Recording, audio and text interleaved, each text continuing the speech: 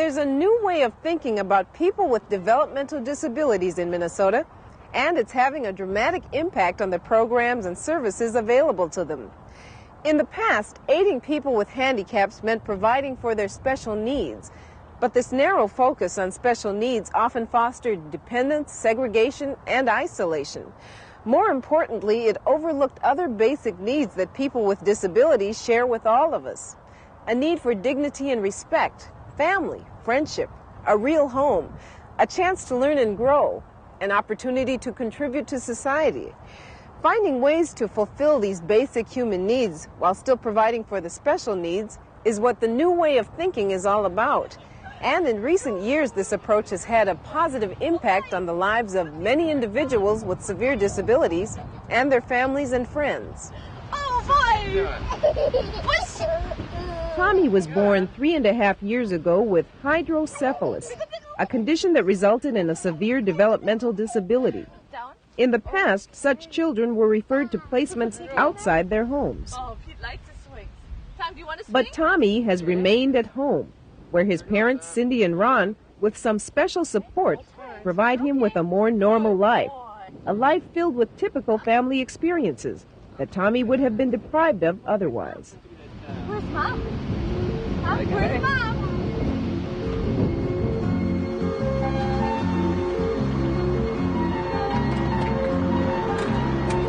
Come on, buddy. All set? Here we go. Despite the extra effort it often entails, Tommy's parents also make certain that he gets to see a lot of the outside world, where he enjoys a wide range of stimulating experiences. We take him anywhere. We try to vary his environment as much as we possibly can. What'd you see? You like those bikes, huh? Ron just takes it all in stride, and he doesn't hesitate to take Tommy to the car wash or take him to the hardware store or just do anything on a Saturday that other dads do. He just does it. And many of my friends have commented that they're real surprised that he does it because it is so much extra work and it's so much more than is really necessary for a quick scoot to the store. But he does it because he knows Tom enjoys it.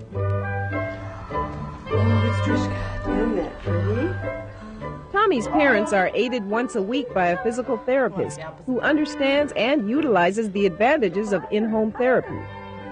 You know what? Let's get you working a little bit here. Come here. Let's get you revved up a little this morning. I see him for an hour a week in his home, and that's really the key. I think the most critical element is the home therapy and the fact that his mother or father, and sometimes both, are present, and they're the ones that really do his therapy. They're his therapists.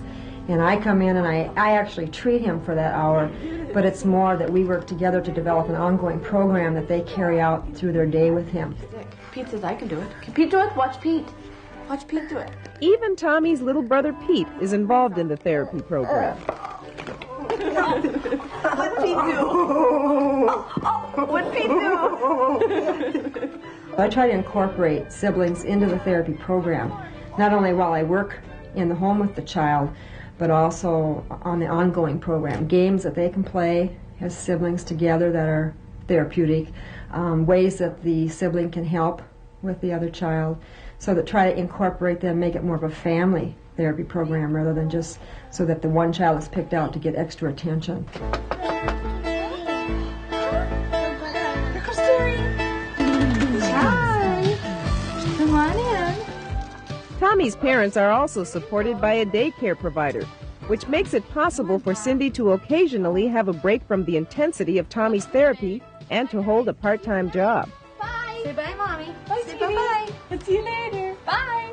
Finding someone who would provide daycare for Tommy was difficult. It took almost 2 months. And then there was the question of how the other kids would respond. The kids, well, at first there was a real normal, I think, curiosity. You know, why can't he walk? Why can't he do this? Stuff like that. And they asked questions. I answered the questions as best I could, and what I couldn't answer, Cindy did real well answering for them. And once the initial novelty of, you know, him being here wore off, he's just one of the kids. They think of him as Tom. It has meant a great deal to Tommy to be able to play with regular kids. And having Tommy around has taught the kids that inside he's really no different than anyone else. A lesson that Cindy and Ron teach other people every day, just by their own example. We're real proud of him. He's our son just as much as Peter is. And I think a lot of people see that in us. Because we'll take him to church in his wheelchair and put him in the nursery just like we would any other child. And it takes our positive attitude as far as Tom's handicap not handicapping us to help other people ease their feelings on how to deal with a handicapped child. We want our children to be happy. We want them to be successful in their own way. For Tommy, if that means being able to have the independence to walk, to make more decisions, then as a parent, that's what I want for Tommy. Pete, you want to do it again? That's fun. You can see right there. Oh, do it again? In order for Tommy and others like him to have an opportunity to achieve these goals, there will need to be a fundamental shift in government funding policies for individuals with disabilities. At present, 99 cents out of every public dollar spent in Minnesota is devoted to out-of-home placements, a bias that must be changed if we are to provide the support needed by families like Tommy's.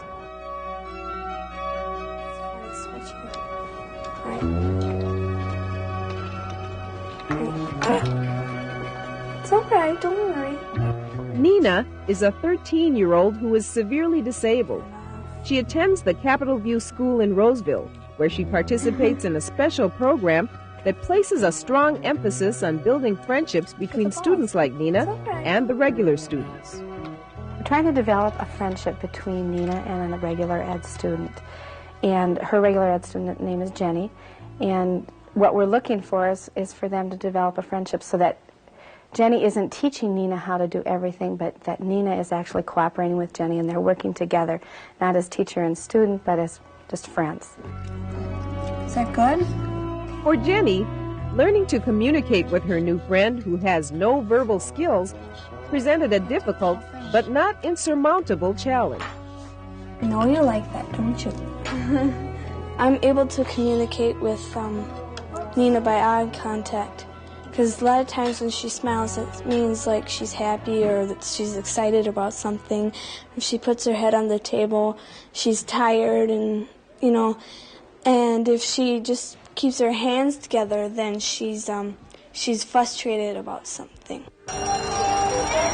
Another important goal at Capitol View is to integrate the children with disabilities into regular school activities as much as possible. Sharing the hallways and attending some classes together allows Nina a chance to watch and learn from the other students.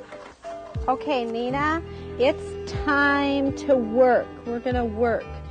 We're going to water the plants, all right? Stand up and let's go find the watering can. The Capitol View School also features a functional curriculum for students like Nina.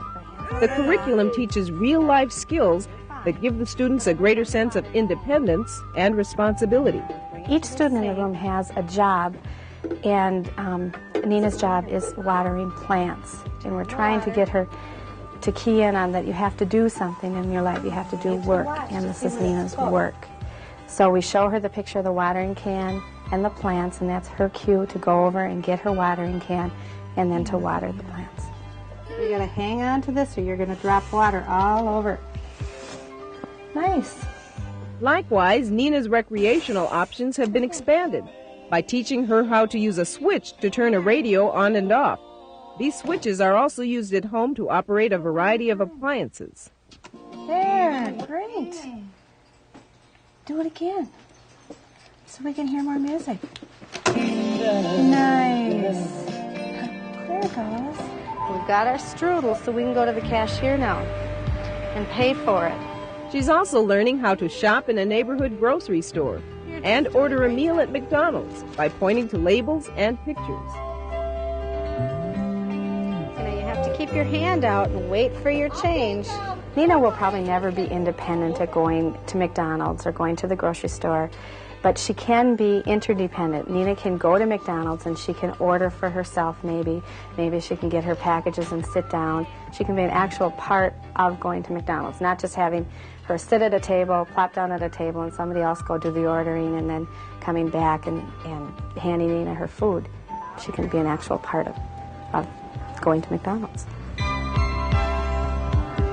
Friendship, a chance to learn and grow with regular children your own age, acquiring skills for functioning in the real world. All are important facets of the new way of thinking that are benefiting Nina and her fellow students at the Capitol View School.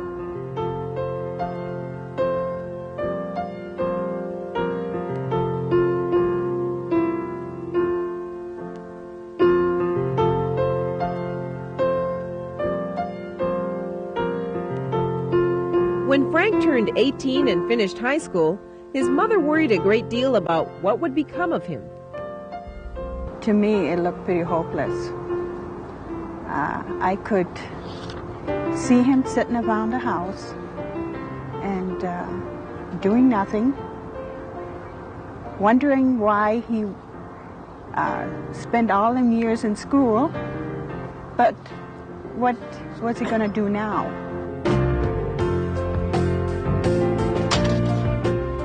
Good morning. Good morning, Frankie. Good morning, Frank. However, thanks to a new school-to-work transition program, his future is looking much brighter today.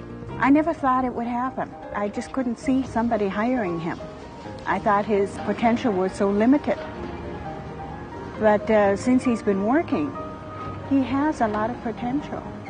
Frank now works part-time as a custodian at Donaldson's, a major Minnesota department store, and travels to and from the job on his own.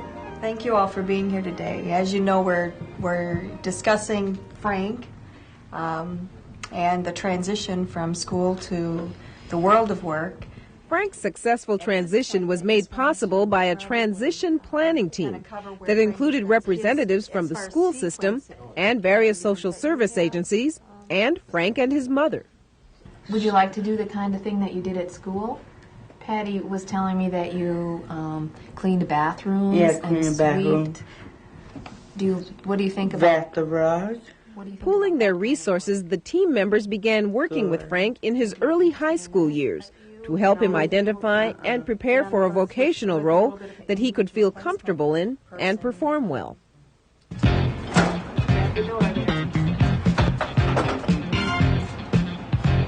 way up in the corners? When the time came to actually go to work, the most important member of Frank's transition team was his job coach. She provided Frank with on-the-job training and guaranteed his employer a job well done during that period, even if that meant performing Frank's duties herself. Frank was basically able to do all of the jobs. What he needed was something to remind him of the sequence of tasks and each step in the task. So what we did was make a photograph visual cue of each task he needed to do and the steps involved in each of the tasks. Here you are with the vacuum cleaner. What's the first thing you do? The cord. Unwrap the cord. Okay. And the cord broke. Plug it in. Right. With the aid of the book, Frank can do his work without the job coach's assistance, and is now even learning to use the book less often. Frank's employer is extremely pleased with Frank's work and would encourage others to hire people with disabilities. I would tell other personnel managers to give these people a chance and to hire them and work closely with them, get them started off on the right foot, and then they'll have a good employee working for them, just like Frank. I think he's happier, more self-assured. He's a very friendly person to begin with, and I think he really likes it. I think he's very happy working where he is. In addition to self-esteem, Frank's job in the community also gives him an opportunity to develop important social skills and relationships. But perhaps the most important thing Frank has gained through his job is a large measure of independence.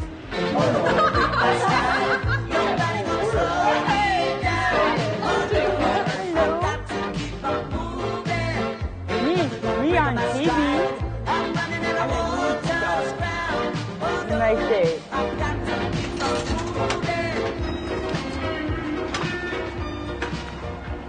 Just as the new way of thinking has broadened employment opportunities available for individuals with disabilities, so too has it changed the options regarding living arrangements. In the past, federal funding has limited the choice of living arrangements to either state institutions or group homes. Furthermore, individuals have had to fit into existing services rather than having services arranged to meet their specific needs.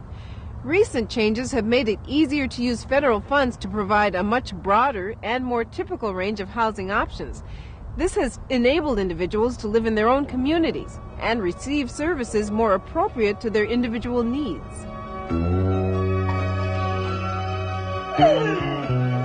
Susan has lived in a foster home in rural Minnesota since she was almost 2 years old. But her parents are getting older and are no longer able to care for all of her physical needs. A program in her community is helping to provide the services and equipment needed by her parents to keep Susan living at home.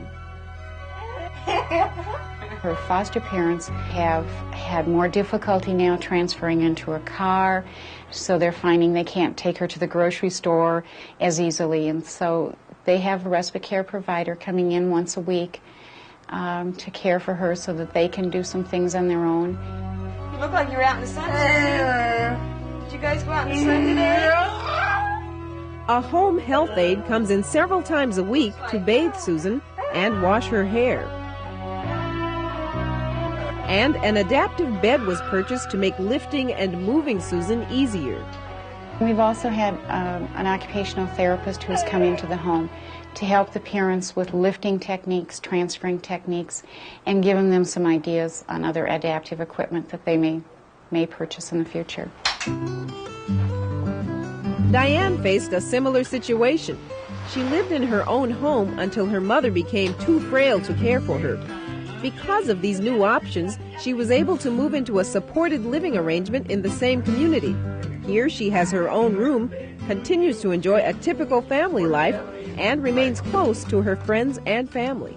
Granny's pretty sharp on this, Timmy. You better watch out. All people with developmental disabilities could benefit immensely from living at home or in a home-like setting.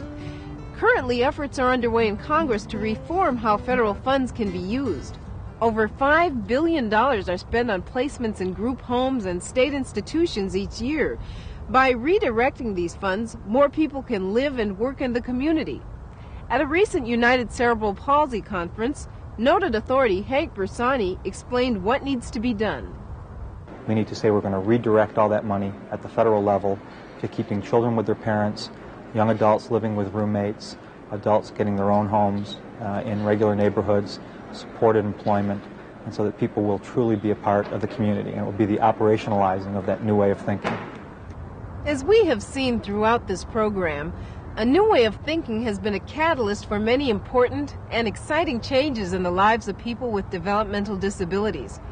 In the publication, A New Way of Thinking, put out by the Governor's Planning Council on Developmental Disabilities, Hubert Humphrey is quoted as saying, "The time has come when we can no longer tolerate the invisibility of the handicapped in America. These people have the right to live, to work, and to the best of their ability to know the dignity to which every human being is entitled."